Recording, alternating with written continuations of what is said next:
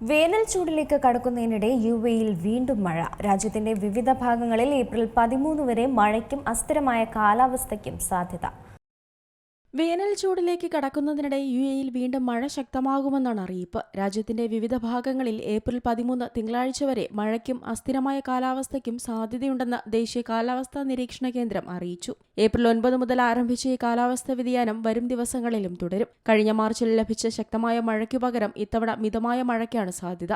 എന്നാൽ ചിലയിടങ്ങളിൽ പെട്ടെന്ന് ശക്തമായ മഴ പെയ്തേക്കാം.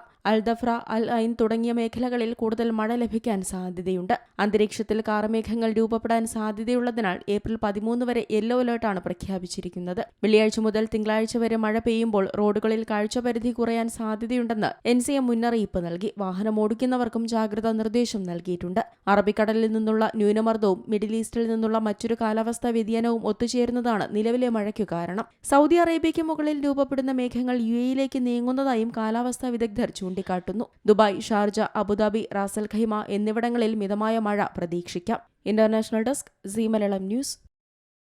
ഏറ്റവും പുതിയ വാർത്തകളും വിശേഷങ്ങളും വിരൽത്തുമ്പിലറിയാൻ സീ മലയാളം ന്യൂസ് എല്ലാ ഡിജിറ്റൽ പ്ലാറ്റ്ഫോമുകളിലും ലഭ്യം.